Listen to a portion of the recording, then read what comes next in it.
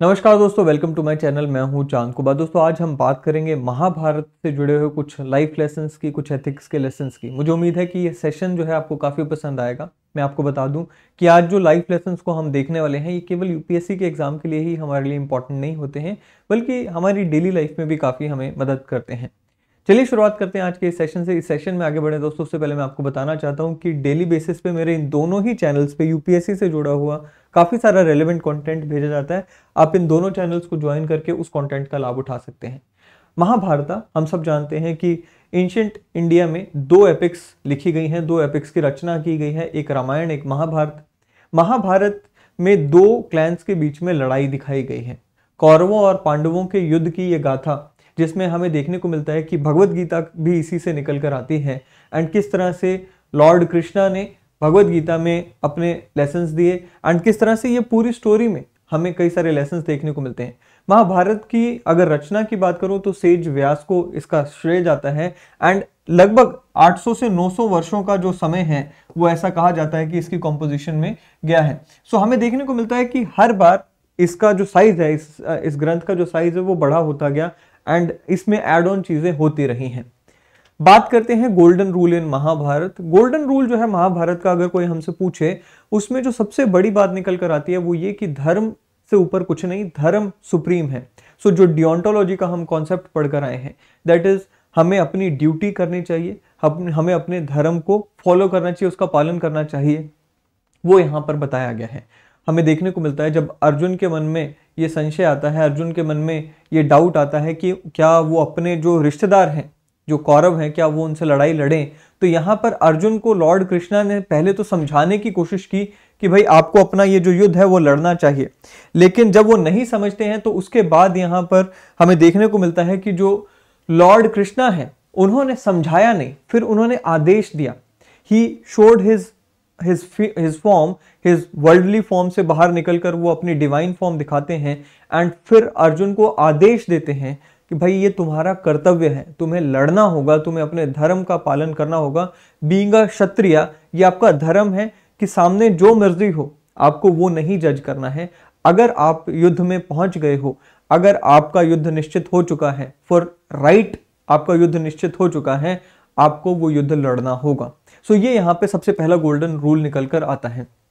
दूसरा golden rule है team spirit. अब हमें देखने को मिलता है कि कौरवों के फेल होने का सबसे जो बड़ा कारण था, एंड पांडवों के सक्सीड करने का जो सबसे बड़ा कारण था, वो था टीम स्पिरिट। अब देखिए, कौरव जो थे, हर कोई अपने अपनी वजह से लड़ रहा था, अपने अपने लालच से लड़ रहा था। भीम अपनी युद्ध की अपनी जो प्रतिज्ञा थी वो पूरा करना चाहते थे।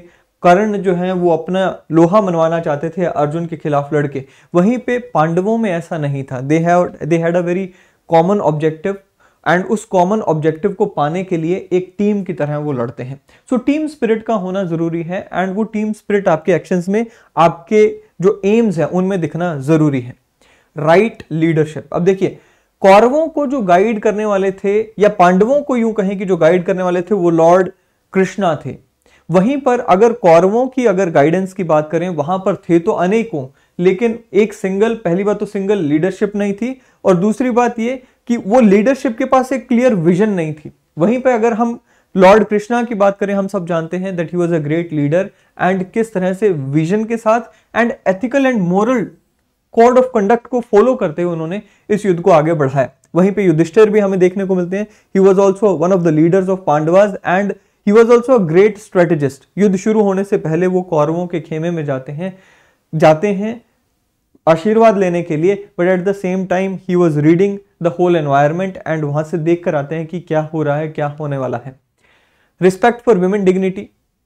अब देखिए, कौरवों में patriarchal mindset and patriarchal structure जो है हमें देखने को मिलता है। कोई भी महिला की कोई भी यहाँ पे राय नहीं ली जाती है डिसीजन मेकिंग प्रोसेस में। वहीं पर अगर हम बात करें पांडवों की, तो पांडवों में मैट्रियार्कल सेटअप था। पांडवों में मैट्रियार्कल सेटअप हमें इस तरह से देखने को मिलता है कि कुंती, जो कि मदर थी पांडवों की, उनकी सुप्रीम अथॉरिटी मानी गई थी। इनफैक्ट युधिष्ठिर ने तो ये तक कह दिया that whatever my mother says is dharma to me. इसी तरह से हमें देखने को मिलता है कि द्रौपदी का भी एक अहम रोल रहा डिसीजन मेकिंग प्रोसेस में। सो अगेन नेचुरल सी बात है कि अगर रिस्पेक्ट फॉर वुमेन है तो वो आपको फायदा मिलता ही है। ठीक है। फिर आता है जी identifying inherent values of the person over his materialistic belongings. अब हम सब जानते हैं कि दुर्योधन एंड अर्जुना दोनों ही कृष्णा से हेल्प लेने जाते हैं। वहां पे डिफरेंस कहां आ गया? डिफरेंस ये आ गया कि अर्जुन ने कृष्ण की इनहेरेंट वैल्यूज को पहचाना एंड उन इनहेरेंट वैल्यूज को चुना एंड कृष्णा को अपने साइड लेकर आए। वहीं पर अगर दुर्योधन की बात करें, दुर्योधन ने कृष्ण की जो सेना थी, कृष्ण के जो रिसोर्सेस थे, उनको अपनी साइड पे लिया। सो ये सारा जो है यहीं से डिफरेंस क्रिएट हो जाता है। अब a lesson on how negative values lead to destruction. कहता है जी देखिए, कौरव जो थे they were perfect example on how greed, envy यानी कि ईर्ष्या and egotism can destroy everything. कौरवों में हम सब जानते हैं कि लालच था, किस चीज का? पावर का, पोजीशन का, प्रेस्टिज का, मनी का, एंड वो ईर्ष्यालु भी थे एंड इगोटिज्म से भी भरपूर थे। इसी वजह से देखने को मिलता है कि उनका सब कुछ यहां पे सर्वनाश हो जाता है, राइट। अगर वो 5 गांव भी पांडवों को दे देते, अगर दुर्योधन 5 गांव भी पांडवों को दे देते तो शायद इतना बड़ा युद्ध ना होता। अवॉइड जीरो सम गेम्स, ये सबसे बड़ा लेसन देखने को मिलता है कि चाहे जीत किसी की भी हुई हो, चाहे पांडव जीते हो या फिर कौरव हार गए, लेकिन एट व्हाट कॉस्ट? जो प्राइस पे किया गया दोनों साइड्स की तरफ से, हजारों लोगों के ऐसा कहा जाता है कि जान गई एंड उसमें जो नुकसान हुआ वो बहुत ज्यादा था। तो ऐसे में जीरो सम गेम्स जो है, जहां पे दोनों ही साइड्स चाहे कोई जीत रही है या हार रही है लेकिन नुकसान बहुत ज्यादा है, it is a lose lose situation for both the parties and ऐसी जो गेम्स है हमें अवॉइड करनी चाहिए। फिर कहते हैं जी एथिक्स इन वॉर। अब देखिए एथिक्स इन वॉर क्या है? इसका मतलब यह है कि आप युद्ध लड़ रहे हैं, जिस पर्पस के लिए आप युद्ध लड़ रहे हैं, that purpose should itself it should be beyond greed and it should be beyond feelings, right? It should be just। जो पर्पस है वो भी जस्ट होना जरूरी है जिसके लिए आप युद्ध लड़ रहे हैं।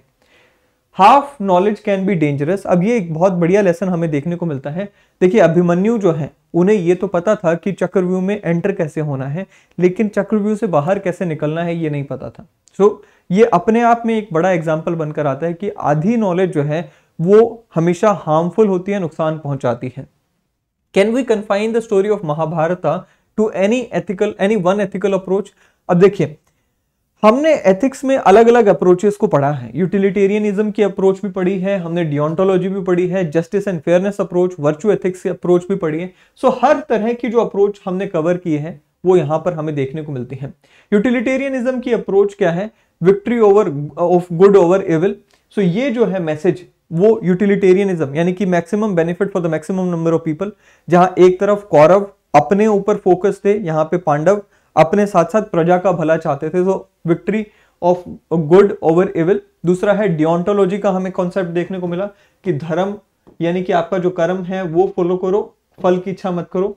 एंड जस्टिस एंड फेयरनेस, जहां पर लॉर्ड कृष्णा ने कहा कि अगर आप युद्ध लड़ रहे हो तो लड़ना भी एक जस्ट पर्पस के लिए होना चाहिए एंड युद्ध को जीतना भी जस्ट पर्पस एंड फेयर तरीके से जीतना है। सो ये कुछ यहां पर हमें देखने को मिलता है कि हर एक तरह की जो अप्रोच है वो फुलफिल करता है महाभारता। सो ये था एक छोटा सा सेशन महाभारता के ऊपर। ज्यादा डिटेल में जाएंगे तो जितना मर्जी इस सेशन को हम एक्सपैंड कर सकते हैं, बट कुछ लेसन्स जो कि हमें एग्जामिनेशन के पर्पस से इंपॉर्टेंट हो सकते हैं वो मैंने यहाँ पे कवर करने की कोशिश की। मुझे उम्मीद है कि ये सेशन आपको पसंद आएगा। अगले सेशन में फिर मिलेंगे। Till then thank you, have a great day ahead.